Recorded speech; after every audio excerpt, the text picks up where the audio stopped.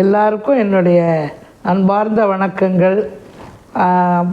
இப்போ இன்றைக்கி என்னுடைய டாபிக் என்னென்னா, எல்லோரும் நம்ம நிறைய டாக்டர்கிட்ட போக வேண்டி வந்துடுறது. ஏன்னாலும் ஒரு சின்ன சின்ன உடம்புகளுக்கெல்லாம் கூட இது பார்க்க வேண்டியிருக்கு.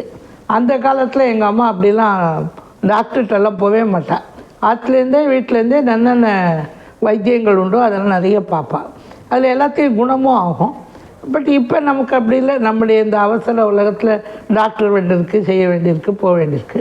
சரி, இது அந்த பழைய காலத்தில் அம்மா பண்ண அந்த ட்ரீட்மெண்ட்ஸு பற்றி தெரிஞ்சுட்டா ஒரு அவசரம்னா நமக்கு அது உபயோகமாக இருக்குமேங்கிறதுக்காக தான். இப்போ முதல்ல ப்ரெக்னென்ட் லேடியிலேருந்து ஆரம்பிக்கிறேன். நம்ம வீட்டில் ஒரு லேடி பொண்ணோ மாட்டு பொண்ணோ யாரோ ஒருத்தர் ப்ரெக்னெண்ட்டாக இருந்தாக்க அவளுக்கு வர வியாதிகள் 2-3, அதாவது லாஸ்ட்டாக இருக்குச்சே மோஷன், டெலிவரிக்கு கொஞ்சம் ஒரு 2 மாதம் முன்னாடி மோஷன் போகிறது ப்ராப்ளமாக கஷ்டமாக இருக்கும். அது மாதிரி இருக்கிறவளுக்கு ஈஸியாக போகிறதுக்கு நைட்டில் பாலில் சூடு பால் எடுத்து வச்சுருப்பா, அதில் தேனை விட்டு கொடுத்தாக்கா அது மோஷன் போகிறது ஈஸியாகிடும். அதே மாதிரி நீர் சுழுக்குன்னு யூரின் போகிறதுக்கு தான் இருக்கும். அதுக்கு ஜீரகத்தை நல்லா வெறும் இல்ப்பு சட்டியில் வறுத்து தண்ணியை விட்டுடுவாள். அது நல்லா கொதித்து ஒன்று பாதியாக போகும். அதை நல்லா வடிகட்டி அந்த ஜீரக கஷாயத்தை கொடுப்பார். அப்போ நீர் சாதாரணமாக இறங்கிடும். இந்த மாதிரி சின்ன சின்ன இதெல்லாம் டாக்டர்கிட்ட போக அதையே பண்ணுவாள். குழந்தை பிறந்த உடனே அந்த குழந்தைக்கு அதாவது அதுக்கு எப்படி பண்ணணுங்கிறதெல்லாம் அம்மா ஓரளவுக்கு முன்னாடியே பண்ணி வச்சுடுவாள். அதாவது மை வீட்டிலையே தான் கூட்டுவாள். கரிசலாங்கண்ணின்னு அந்த செடியை படிச்சுன்னு அதை நல்லா அரைச்சி அதில் அந்த திரியை ஊற வச்சு அதில் நல்லெண்ணெய் விளக்கை ஏற்றி அது மேலே ஒரு சட்டியை கவுத்துருவா. அதில் அந்த மை படிஞ்சிடும். அது கண்ணுக்கு ரொம்ப நல்லது. அது மாதிரி சாந்து, கருப்பு சாந்து பண்ணுவாள். ஏன்னா திருஷ்டி போட்டு வைக்கிறதுக்கு. மற்றதெல்லாம் இப்போல்லாம் கெமிக்கல்ஸ் நிறைய இருக்கிறதுனால பயமாக இருக்குது. யாரும் நம்ம அதெல்லாம் பண்ணுறதில்லை. ஆனால் அந்த காலத்தில் அதெல்லாம் பண்ணுவாள். அம்மாவுடைய இதில் நிறைய இந்த மாதிரி ட்ரீட்மெண்ட் இருக்கும். என்னென்னா குழந்தைக்கு வயிற்று வலிச்சது அப்படின்னா வெத்தலையை எடுத்து அடுப்பில் ஒரு அப்போல்லாம் விறகடுப்பு, கொடி அடுப்பு தானே, ஈஸியாக அதில் ஒரு லேசாக சுட வச்சு அந்த சூட்டோடு வைப்பாள். அப்படி வச்சாக்க என்ன ஆகும், அதில் கேஸ் இருந்தால் கூட இந்த குழந்தைக்கு கொஞ்சம் இதாகிடும். அதுக்கப்புறம் அந்த குழந்தைக்கு என்னென்ன டைத்தில் என்னென்ன மாதிரி இது வருதோ அதுக்கு தகுந்தபடி அந்த ட்ரீட்மெண்ட்டையும் பண்ணுவாள்.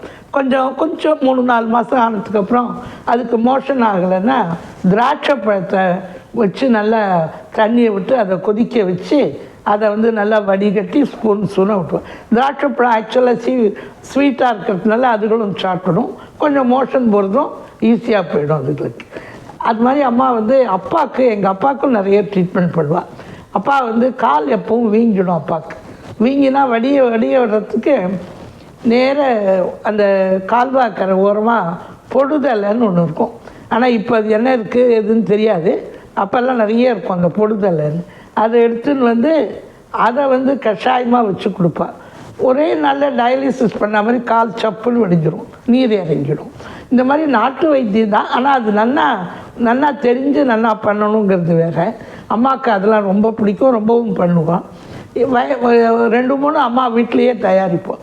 என்னென்னா தலைக்கு தைலம், அதுவும் நல்ல இதாக இருக்கும். என்னென்னா நிறைய செம்பருத்தி பூவை வச்சு, செம்பருத்தி, அப்புறம் கருவேப்பிலை நிறைய, அப்புறம் மருதாணி இலை, கருவேப்பிலை இலை, மருதாணி இலை, செம்பருத்தி பூவு, அப்புறம் இது நெல்லிக்காயை கட் பண்ணி காய வச்சுருப்பாள்.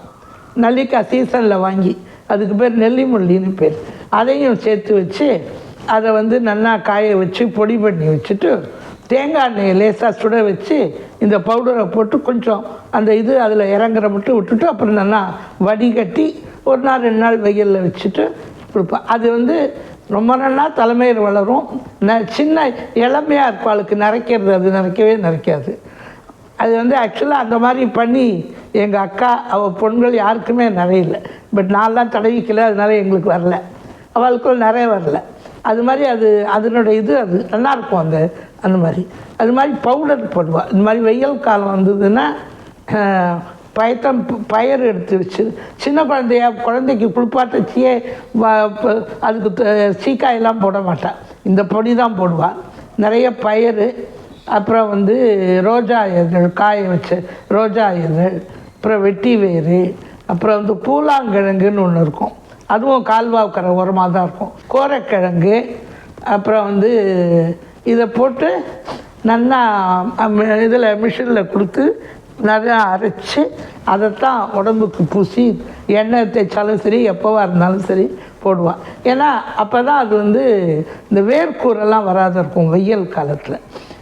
அது பண்ணுவாள். அதே மாதிரி இந்த தைலம் பண்ணுவாள். எல்லாத்தையும் விட ரொம்ப பிரசித்தம் என்னென்னா பெருங்காய மாத்திரைன்னு ஒன்று பண்ணுவாள். அது என்னென்னா ஜீரகத்தை நல்லா எலுமிச்சம்பழ சாறில் ஊற வச்சுட்டு அதில் பெருங்காயம், இந்துப்பு இதெல்லாம் சேர்த்து நல்லா அரைச்சிடுவாள். அரைச்சிட்டு உருண்டையாக உருட்டி அதை வந்து நிறைய பெருங்காயம் போடுவாள். அதை வந்து நிறைய பெருங்காயம் போடுவாள். அதை வந்து நல்லா ஒரு நாள் பூரா ஊற வச்சுடுவோம். இந்துப்பு தான் போடுவாள், வேறு ஒன்றும் போட மாட்டாள். இந்துப்பு தான் அதுக்கு வேணும். இதை வந்து இந்த ஜீரகம் இது அதை வந்து நல்லா காய வச்சுட்டு அதை வந்து நல்லா அது முதல்ல கொஞ்சம் தண்ணி தெளித்து உருண்டை மாதிரி உருட்டி விட்டுவிடும், சின்ன சின்ன கோலி உருண்டை மாதிரி. அதை நல்லா வெயிலில் காய வச்சு நல்லா காய்ஞ்சி இருக்கும். அதை ஒன்று வாயில் போட்டுட்டா கூட போகிறோம், நமக்கு அந்த வாயு தொல்லை இருக்காது. அது வந்து ரொம்ப பிரசித்தம். எங்கள் அம்மாவுடைய பெருங்காய மாத்திரையை வாங்கி சாப்பிடாத வேலையே கிடையாது, அந்தளவுக்கு அது ரொம்ப பிரசித்தம். அது இப்போ கடைகளில் இது வேறு மாதிரி வருது, இருந்தாலும் இது வந்து ஒரிஜினல், இதுக்குண்டானது ரொம்ப நல்ல இது. சின்ன குழந்தைகளுக்கெல்லாம் சளிக்கட்டு நெஞ்சில் கட்டின்னு இழுக்கும், கருன்னு இழுக்கும். அதுங்களுக்கு சொல்ல தெரியாது, அதோடையே 3 மாத குழந்தையெல்லாம் திண்டு பண்ணும். அது மாதிரி இருக்கிறதுக்கு பூண்டை எடுத்து இந்த கோண ஊசின்னு இருக்கும், அதில் வச்சு அடுப்பில் வச்சுன்னா சுட வச்சுட்டு அதில் வேப்பெண்ணெயில் போட்டு அந்த இதை தடவிட்டு தவிடோ அல்லது அரிசி தவிடோ இல்லை கோதுமை மாவோ போட்டு நல்லா வெறும் இழுப்புச்சட்டில் வறுத்து ஒரு துணியில் கட்டி சூடு ரொம்ப இல்லாத ஓரளவுக்கு சூடு இருக்கிற மாதிரி வச்சு ஒத்தடம் கொடுப்பேன். அப்படி கொடுத்தோம்னா அந்த சளிக்கட்டு சரியாக போயிடும், அது கொஞ்சம் நகர்ந்துடும், அப்புறம் சரியாயிடும். இதெல்லாம் வந்து ஒரு இமீடியட்டாக பண்ணுற ஒரு இது. அதே மாதிரி ரொம்ப இருமலாக இருந்தால் நைட்டில் பாலில் மஞ்சப்பொடி போட்டு கொடுப்பா. இப்போ எல்லோரும் மஞ்சப்பொடி ரொம்ப வசதினா அமெரிக்கா வரையில் எல்லோரும் அதுதான் ரொம்ப அருமருந்துப்பா. அம்மா நிறைய மஞ்சப்பொடியில் எல்லாம் பண்ணுவாள். யாருக்காவது இடிச்சுன்னுட்டான்னா மஞ்சப்பொடியை கரைச்சி இது மாதிரி கிளறி அதுக்கு வைப்பாள். அப்படி இல்லைனாக்கா தும்பைன்னு ஒரு இலை, அதை நல்லா கசக்கி அதை எடுத்து வைப்பாள். அம்மாவுக்கு அந்த ட்ரீட்மெண்ட் எல்லாமே தெரியும். துண்ணூற்று பச்சலை, அப்புறம் தும்பை, இந்த மாதிரியெல்லாம் நிறைய அந்த இலைகளெல்லாம் கண்டுபிடிக்க தெரியும். அதனால் அது இப்போ நமக்கு அது எங்கே இருக்குது என்னென்னலாம் தெரியலை சரியா. பட் அதெல்லாம் பண்ணினா ஈஸியாக கிராமத்தில் இருக்கிறதுனால டாக்டர்கிட்ட போகாத அளவுக்கு ஓரளவு எல்லாமே ட்ரீட்மெண்ட் பண்ணிடுவோம். கொஞ்சம் வேறு இதுவாக இருந்தாக்கா தான் டாக்டர்கிட்ட போவோம். இல்லைன்னா இதை வச்சு தான் கோரோஜன மாத்திரை, அப்புறம் கஸ்தூரி மாத்திரை எல்லாம் பண்ணி வச்சுருப்பாள். குழந்தைகளுக்கெல்லாம் அதுதான் கொடுப்பாள், தேய்ச்சி கொடுப்பாள். இல்லாட்டா வசம்பு தேய்ச்சி இது பண்ணுவாள். இது மாதிரி நிறைய வைத்தியங்கள் அந்த காலத்தில் நாட்டு வைத்தியம், பச்சளை மூலிகைகள் இதெல்லாம் இருந்தது. இப்போ நமக்கு அதெல்லாம் அவசர கதியில் அதெல்லாம் பண்ணி செய்கிறதுங்கிறது கஷ்டமாக இருக்குது, பயமாகவும் இருக்குது. என்ன எது டூப்ளிகேட்டோ எது நல்லதோ என்னன்னுட்டு. ஸோ இந்த வைத்தியத்தை பற்றி கொஞ்சம் தெரிஞ்சுக்கோங்க எல்லாருங்கிறதுக்காக அது மாதிரி சொல்லி சொன்னேன். கொஞ்சம் அவசரத்துக்கு இது மாதிரி நீங்களும் ஏதாவது டக்குன்னு வேணும்னா இது மாதிரி பண்ணிக்கலாம். ஏன்னா ஒன்றும் இது கிடையாது, இதுக்கெல்லாம் எதிர்வினையோ அல்லது இதுவோ எதுவுமே கிடையாது, சரியாக போய்டும் ஆக்சுவலாக எல்லாமே. அம்மா வந்து அஷ்டச்சூரணம்னு ஒன்று பண்ணுவாள். அது வந்து இப்போ யூஸ்வலாக இது வந்து சுகர் பேஷண்ட்டுக்கெலாம் ரொம்ப நல்லது. அதை வந்து பண்ணி வச்சுன்னுட்டு 1 மாதம் 2 மாதத்துக்கு வரும். அதனால் பண்ணி வச்சுன்னுட்டு காலம்புரை நம்ம சாதம் சாப்பிடுச்ச இந்த சாதத்துக்கு மேலே அந்த பொடியை போட்டுட்டு நெய் வேணுங்கிறவா நெய், வேண்டாங்கிறவா வேண்டாம், போட்டு கலந்து சாப்பிடலாம். அது எப்படி பண்ணணும் அப்படின்னா மிளகு, ஜீரகம், அப்புறம் வந்து ஓமம், அப்புறம் சுக்கு, சுண்டைக்காய், மணத்தக்காளிக்காய், ஓமம், அப்புறம் உப்பு, இந்த 8ம் சேர்ந்து அதுக்கும் இந்துப்பு வேணாலும் போட்டுக்கலாம் நல்லது, இல்லைனாலும் ஏன்னா இந்துப்புல இது கிடையாது, ரொம்ப நல்ல இது. இதை போட்டு அம்மா என்ன பண்ணுவா, இதை லேசாக இழுப்புச்சட்டியில் முதல்ல எல்லாத்தையுமே வறுத்துன்னுடுவா, தனித்தனியாக வறுத்துன்னுடுவா. கொஞ்சம் வறுத்துட்டு அதுக்கப்புறம் அதை நல்லா பவுடர் பண்ணி வச்சு அது வச்சுருப்பா. அதில் வந்து சுண்டைக்காய், மணத்தக்காளிக்காய், வேப்பம்பூ இதெல்லாம் வந்து சுகருக்கு ரொம்ப நல்லது. ஸோ அதுக்காக சுகர் மாத்திரை சாப்பிடாது இருக்கக்கூடாது, டாக்டர்கிட்டலாம் போகாது இருக்கக்கூடாது. கொஞ்சம் ஹையாக போகாது இருக்கிறதுக்கு அது கொஞ்சம் ஹெல்ப் பண்ணும். அது வந்து டேஸ்ட்டாகவும் இருக்கும், மிளகு, ஜீரகம், உப்பு எல்லாம் இருக்கிறதுனால. இது வந்து அளவு வந்து ஈக்குவல் அளவு தான், ரொம்ப ஒன்றும் இல்லை. காரம் வேணுங்கிறவா காரம் ஜாஸ்தின்னு நினைக்கிறவா மிளகை குறைச்சிக்கணும்.